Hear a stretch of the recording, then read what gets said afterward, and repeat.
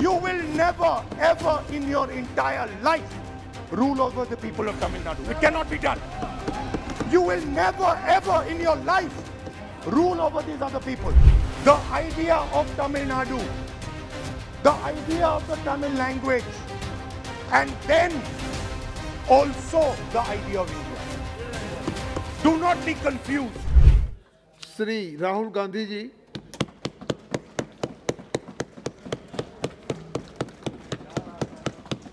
Thank you, Chairman Sir, for allowing me to speak on, Speaker Sir, for allowing me to speak on the presidential address. Thank you for allowing me to speak. I felt that the presidential address should have been a strategic address, an address that spoke to India about where we are and where we should be going. What are the challenges we are facing? What are the difficulties we are facing? And what is the potential direction in which we can go? Unfortunately, the presidential address was a long list of things that the government claims to have done, but didn't really contain the deeper strategic issues that we would have liked to see. Also, the presidential address didn't touch a couple of central challenges facing our country. And that's what I would like to discuss today. To me, it seemed that the presidential address was a list of bureaucratic ideas instead of a strategic vision. It looked to me as if it had been constructed not by a vision of leadership, but by a group of bureaucrats who had simply to put something down on paper. So what did the presidential address miss? What did the presidential address not speak about? What did the presidential address hide from the people of India? I think there are three fundamental things that were not spoken about in the presidential address. The first, and what I consider to be the most important, is the idea that there are now two Indias. There is now no longer one India. There are two Indias. One India is for the extremely rich people, for those who have immense wealth, for those who have immense power, for those who do not need a job, for those who do not need water connections, electricity connections, but for those who control the heartbeat of the country. And then another India. Another India. आपके जब नेता बोलेंगे ना, फिर हम भी खड़े होंगे उस समय. एक बात कर दीजिए. ये प्रेसिडेंशियल एड्रेस की एक गरिमा होते हैं. जब आपके प्रवक्ता बोल रहे थे, कोई भी नहीं खड़ा हुआ यहाँ तक. इस गरिमा को मद्देनजर ये चर्चा करना चाहिए. नेता सत्ता पक्ष के भी है, नेता विपक्ष के भी है. हमारे नेता भी बोल रहे हैं, समय हमें दिया गया. इस सूची में हम बोल रहे हैं. अगर आप ये चाहें कि हमारे नेता को बोलने में बाधा डाले जाए, तो मौका हमारे भी आएंगे. आपको नेता जब यहाँ बोलने उठेंगे, हम भी इस तरह की बाधा डालेंगे. ये आपको समझा रहे हैं, चेतावनी दे रहे हैं. ऐसा नहीं, हम लोग डरे हुए नहीं है. हम अपना बात रखना चाहते हैं. अधिकार है हमारा. प्लीज नो प्लीज बैठिए, बोलने सभी अध्यक्ष महोदय. And for my friends in the government, I want to make it clear that the spirit of what I'm saying is not one of criticism. the spirit with which I speak is one of discomfort with the state of our country. And the spirit with which I speak is one where I am worried about what is happening to the country. So you must not take it as a criticism. Take it as a citizen of the country who is concerned about what is going on. धन्यवाद। तो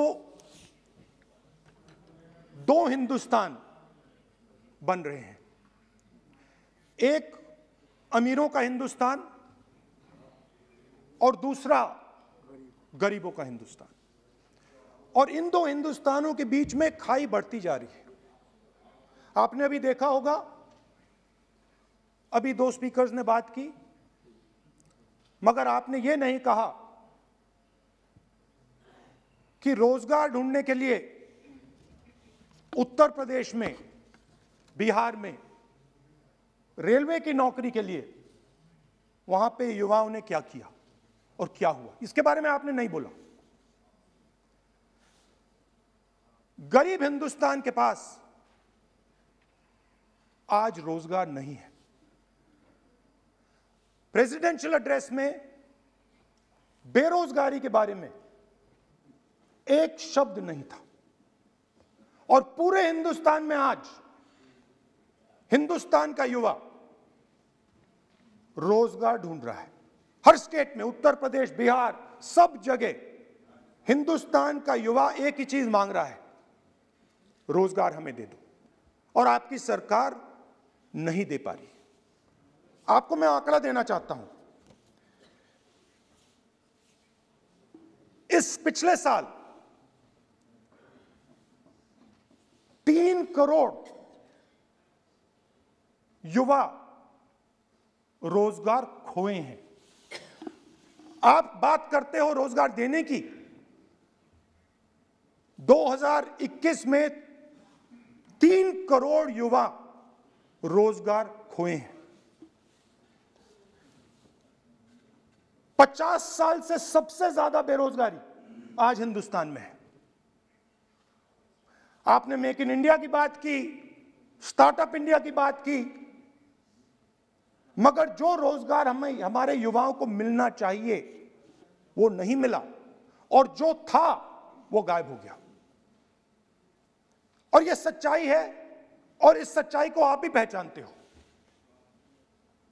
क्योंकि आपने भी अपने भाषणों में रोजगार के बारे में कुछ नहीं कहा।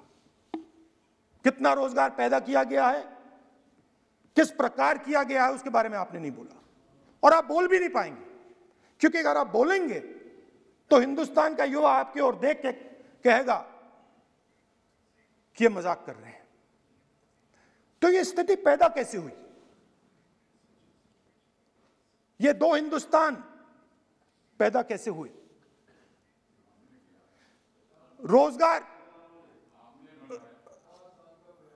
रोजगार स्मॉल और मीडियम इंडस्ट्री और जो हमारा इनफॉर्मल सेक्टर है उधर बनता है। लाखों करोड़ रुपया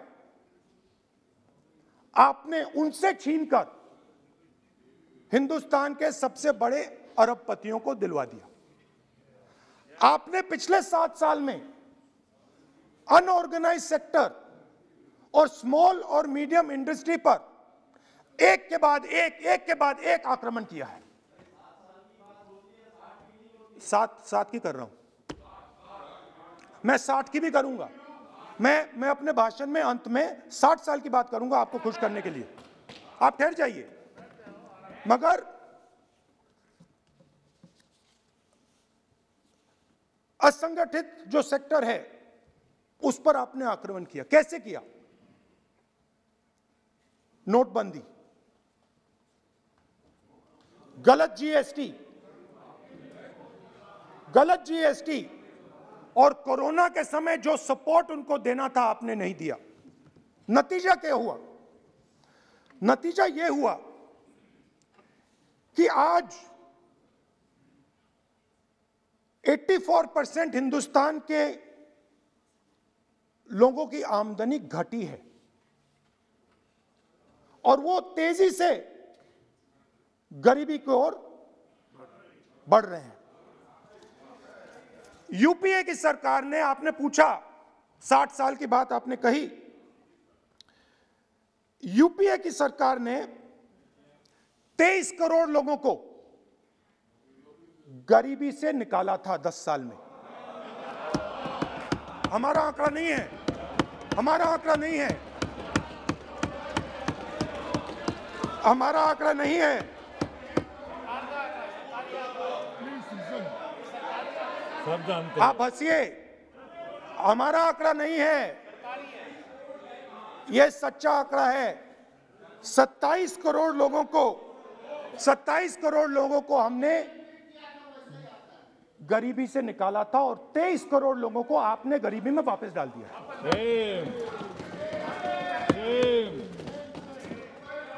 सेम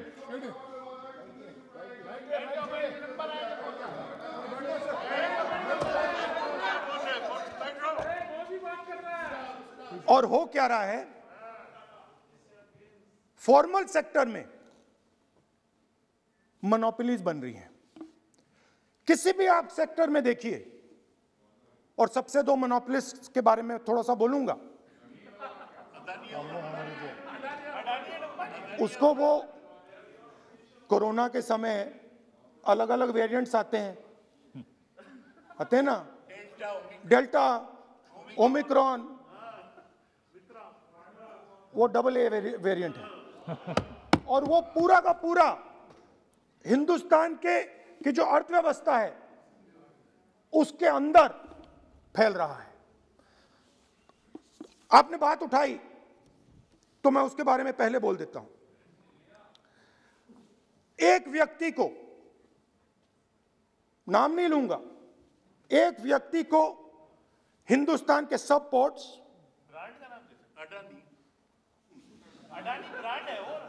ब्रांड, हिंदुस्तान के सब पोर्ट्स, हिंदुस्तान के सब airport, power, transmission, mining, green energy, gas distribution, edible oil, जो भी हिंदुस्तान में होता है उधर अदानी जी दिखाई देते हैं।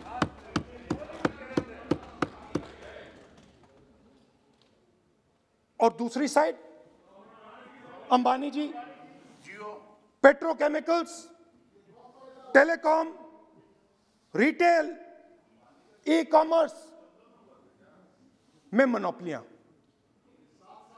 तो पूरा का पूरा धन जो है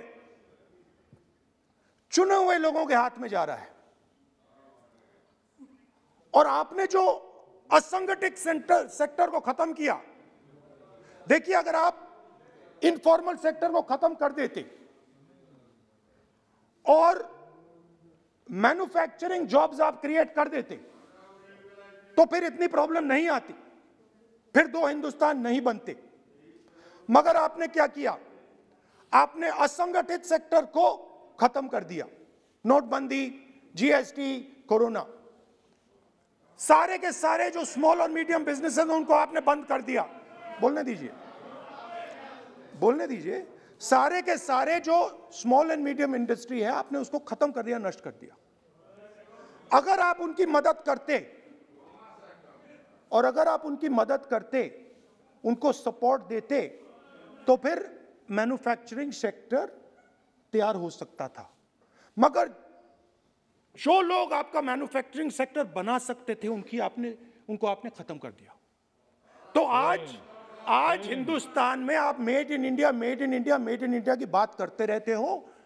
मेड इन इंडिया हो ही नहीं सकता। आज बात खत्म हो गई है, क्योंकि मेड इन इंडिया वाले हैं कौन? मेड इन इंडिया वाले स्मॉल मीडियम वाले हैं, उनको आपने खत्म कर दिया। मेड इन इंडिया वाले कौन हैं? असंगठित लोग हैं, उनको आपने खत्म कर दिया, हटा दिया, परे कर दिया। मेड इन इंडिया नहीं होने वाला है। अरे भाई, मेड इन इंडिया करने के लिए स्मॉल और मीडियम इंडस्ट्री को ही बड़ा करना पड़ेगा। बिना स्मॉल और मीडियम इंडस्ट्री को सपोर्ट दिए मेड इन इंडिया हो ही नहीं सकता है। और अगर आप पूछते हैं तो मैं आपको बताता हूं, मैन्युफैक्चरिंग जॉब्स की अगर हम बात करें तो मेरे पास आंकड़ा है यहां पे, पिछले 5 साल में मैन्युफैक्चरिंग जॉब्स 46% कम हुए हैं। 46% drop in manufacturing jobs in India. Why? Because you have destroyed the unorganized sector. Why? Because you have destroyed MSMEs. That is why you are focusing completely on 5 or 10 people. I don't have a problem with that. I don't have a problem with big industry. Focus on them. But please realize that they cannot produce jobs for you. Small and medium industry is the only people who can produce jobs for you. That is the reality.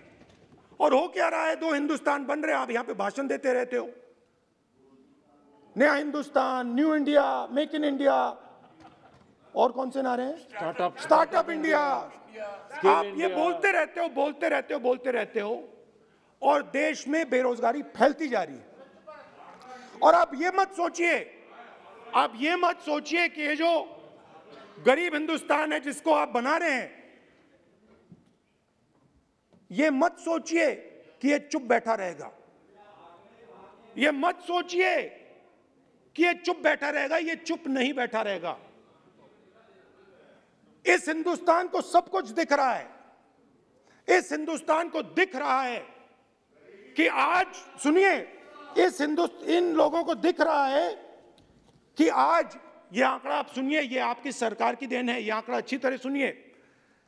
इस गरीब हिंदुस्तान को दिख रहा है कि आज हिंदुस्तान के 100 सबसे अमीर लोगों के पास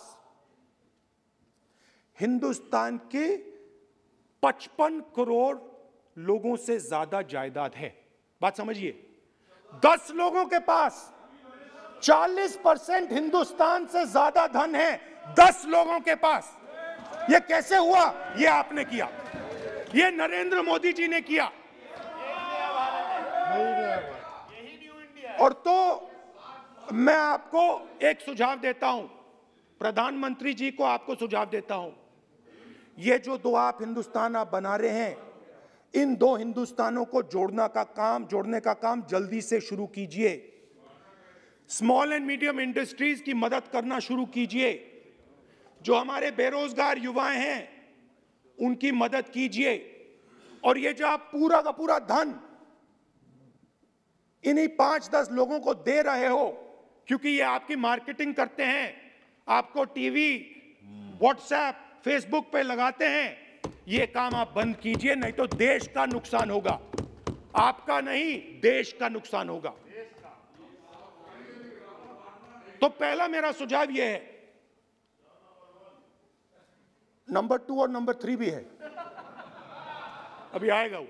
और वो जो आपने 60 साल की बात कही थी, वो नंबर 3 में आएगा। Now, I'd like to speak. There are. आप तो now there are 2 competing visions of this country, which is frankly the main difference between us and them. If you read the Constitution of India, you will find, and many of my colleagues who have not read it should look at it, you will find that India is described as a union of states. India is not described as a nation, it is described as a union of states. What does that mean? That means my brother from Tamil Nadu has to have the same right as my brother from Maharashtra, as my sister from Maharashtra, as my brother from Uttar Pradesh, as my brother from Bihar, as my sister from Manipur, Nagaland, Mizoram. That's what it means. What it means, Jammu Kashmir, of course, Jammu Kashmir, Nagaland, of course, Andaman Nicobar, of course. That is Lakshadweep. Now, what is the difference? You have to understand this. This is a serious matter. I would like to have your view on it. And I would like this Parliament House to start serious discussions instead of the type of discussions that we're having. That is why it is serious. It is serious, and I would like a serious response. Right? What I heard, frankly, what I heard in the first address today was not serious. What I heard Mr. Dwivedi say was not serious. It did not behoove this House. It was not at the standard that this House should be used to. It is not at the standard that India should watch. Now, let me come back to the discussion. Let me come back to the discussion, Speaker Sir. There are two visions.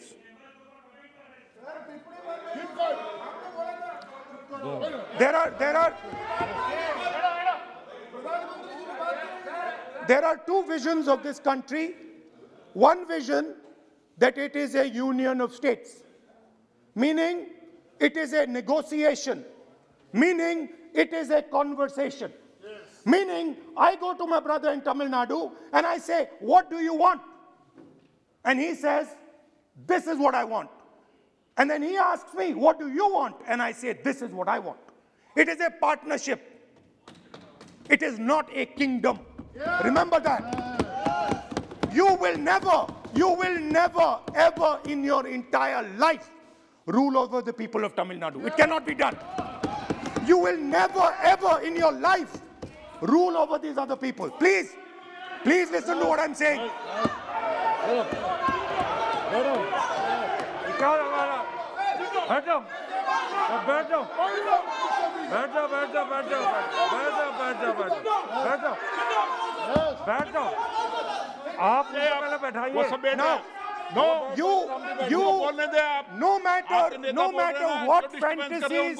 No matter what fantasies you might have, you will never ever rule over the people of the states of India.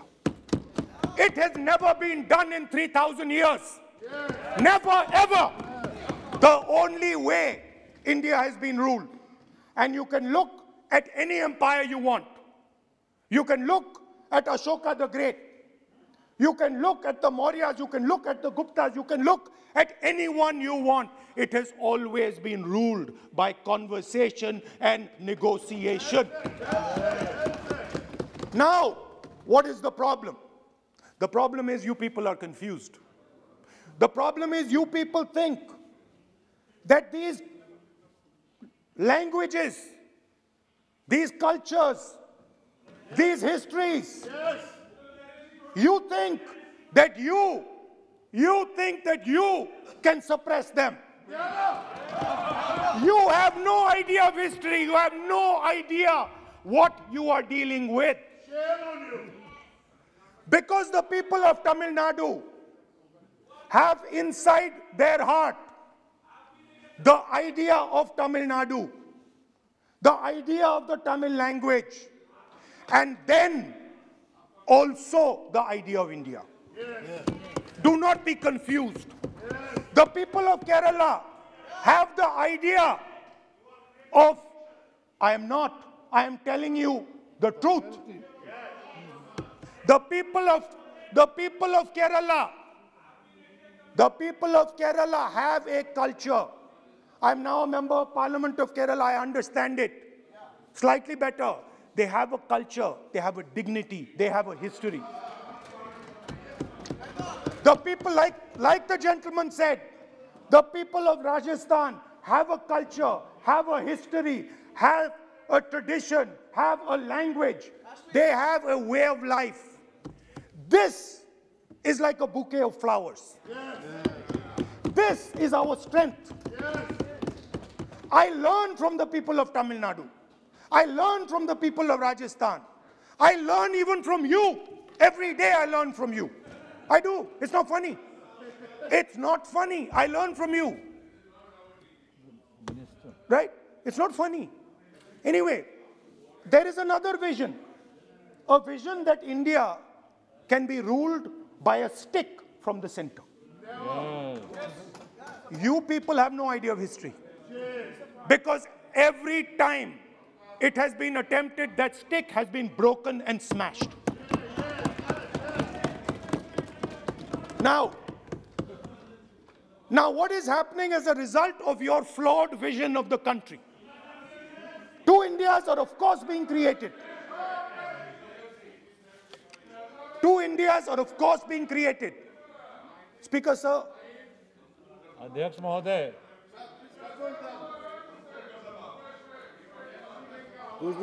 आप इधर आ सकते हो। So what is happening? Disturb हो रहे हैं sir. What is happening as a result of this flawed vision? Two Indias, two India, उस पे भी बोलता हूँ, उस पे भी बोल देता हूँ, मैं उस पे भी बोल देता हूँ, मैं इमरजेंसी में भी बोल देता हूँ, कोई प्रॉब्लम नहीं है, मैं बोलने से नहीं डरता हूँ, आप उनका मैं डरता नहीं, मैं बोलने से। आप Anyway, so there are two visions. One is a union of states, union of languages, union of cultures, a bouquet of beautiful flowers that can challenge any power in the world. No power in the world has ever been able to challenge this bouquet of flowers. Now, there is another vision, a centralizing vision, the vision of a king. The idea of a king, which the Congress removed in 1947. We smashed that idea of a king. Now that idea of a king has come back. That there is a king, a Shahin Shah, a ruler of rulers, a master of masters. Now what is happening? Now, Speaker sir, what is happening? आप बीच में मत बोलिए। Now, Speaker. No, सबको। Now, Speaker sir, what is happening as a result of this flawed vision?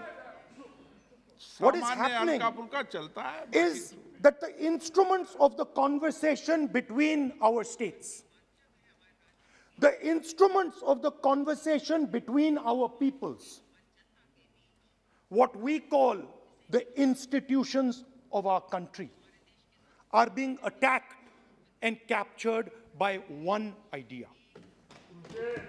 So, for example, today, the idea of Tamil Nadu is excluded from Indian institutions. They can keep coming to you again and again and again and again and saying, need, and you will say, no, get out of here. Right? They do not have a voice in your framework. The farmers of Punjab can stand up and say, we do not agree with these three laws. They do not have a voice in your framework. Only the king has the voice. The farmers can sit for 1 year. They can sit for 1 year outside in Corona. They can die, doesn't matter. The king does not agree. You do not listen to anybody. And even all of you, my dear brothers and sisters in the BJP, I saw my Dalit colleague speak today, Paswanji. I saw him. Yes. He knows the history of the Dalits. He knows who has oppressed the Dalits for 3,000 years. And he is speaking with a hesitancy. He is speaking without. I am proud of him. I am proud of this gentleman. He has spoken to me what is in his heart. I am proud of this man. But he is in the wrong party. So this confused ideology, this confused understanding of the nation of India is playing havoc with this country. And I'll give you examples. The judiciary, the election commission, Pegasus. These are all instruments of destroying the voice of the Union of States. When you apply Pegasus on an Indian politician, when the Prime Minister personally goes to Israel, and authorizes the use of Pegasus in India.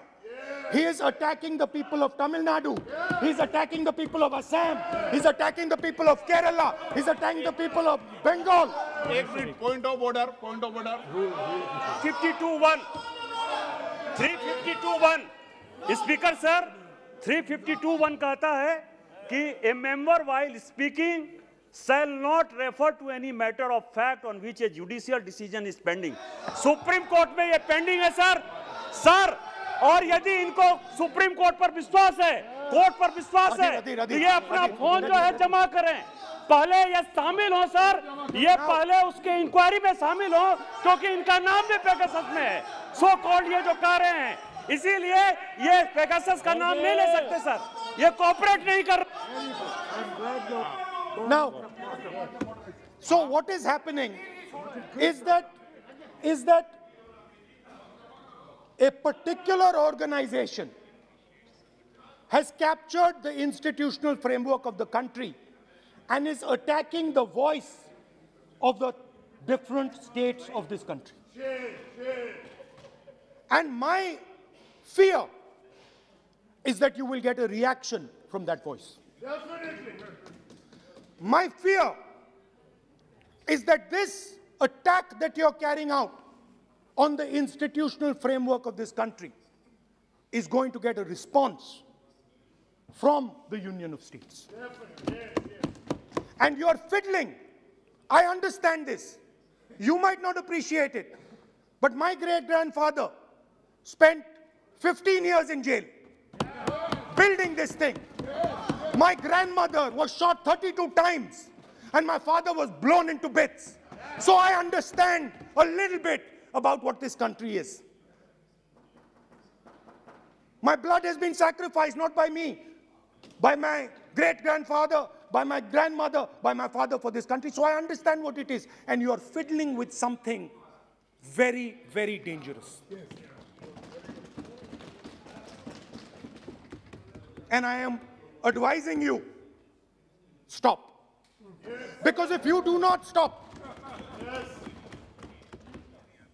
you will create a problem. You have already started creating the problem. The problem has already started in the Northeast.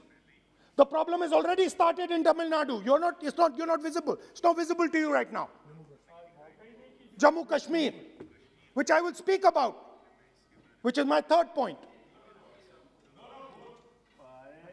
Now, what you're fiddling with is extremely dangerous, and it demonstrates a complete lack of understanding of history.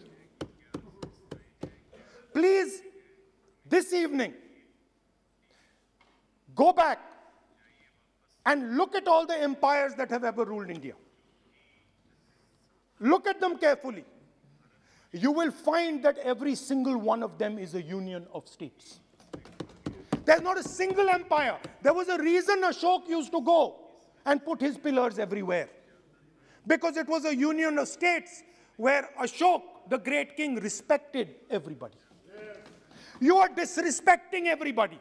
Disrespect me, I don't care. It doesn't matter to me. But you cannot disrespect the people of this country. Right. Now, final. And I think one of the more important parts of my speech.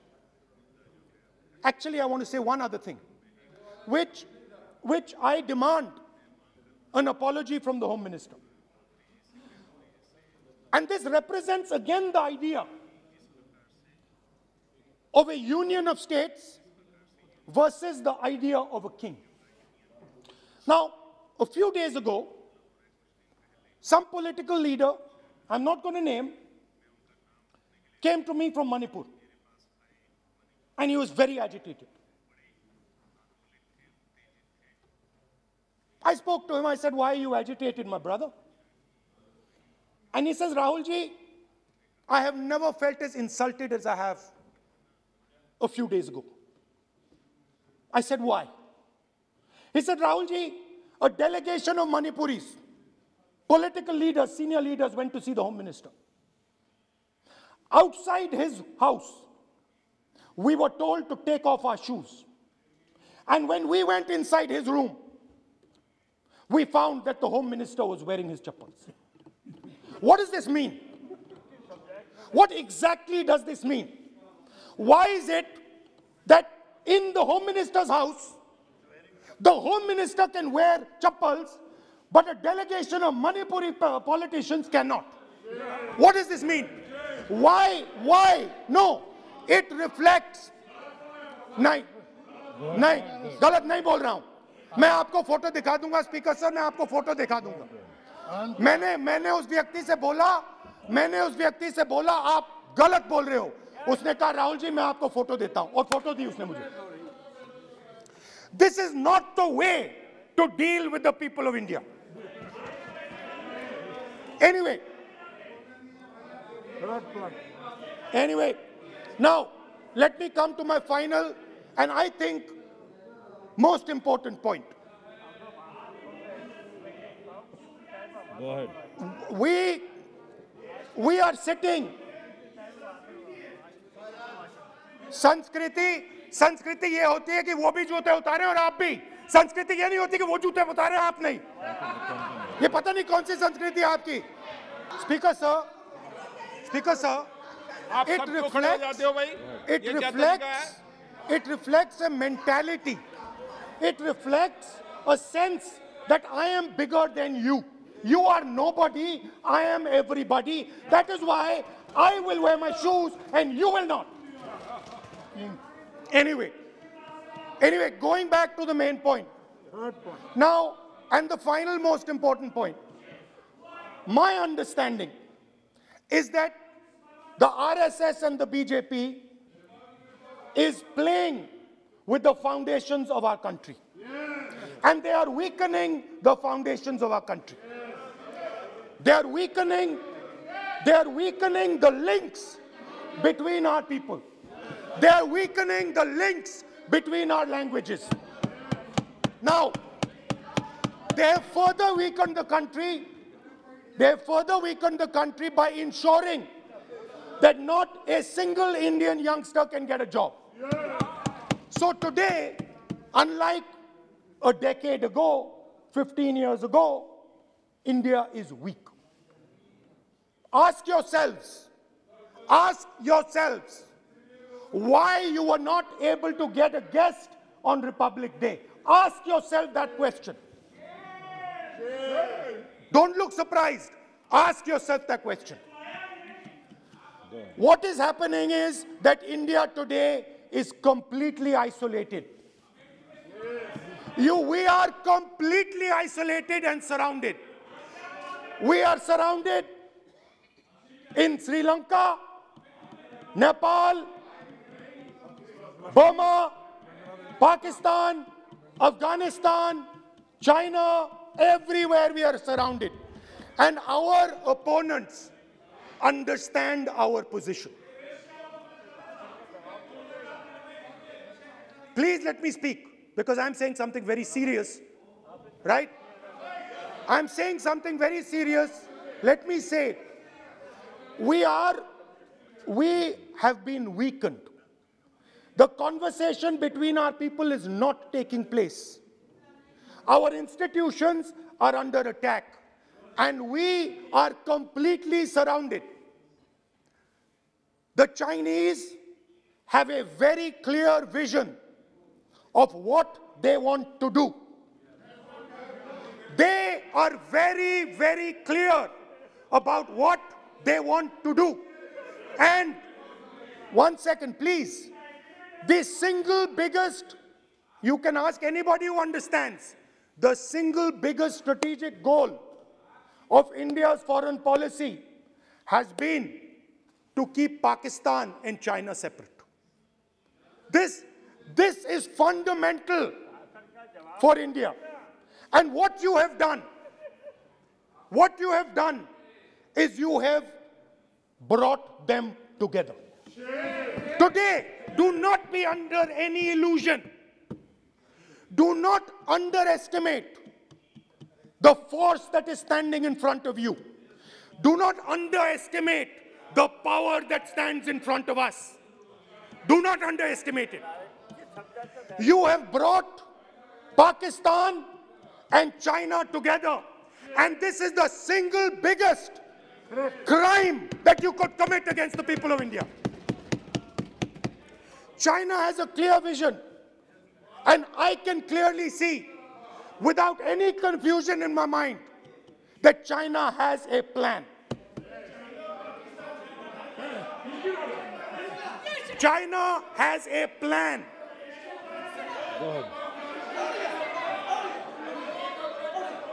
I can see without any doubt that the Chinese, please, we are all nationalists, so let us discuss properly.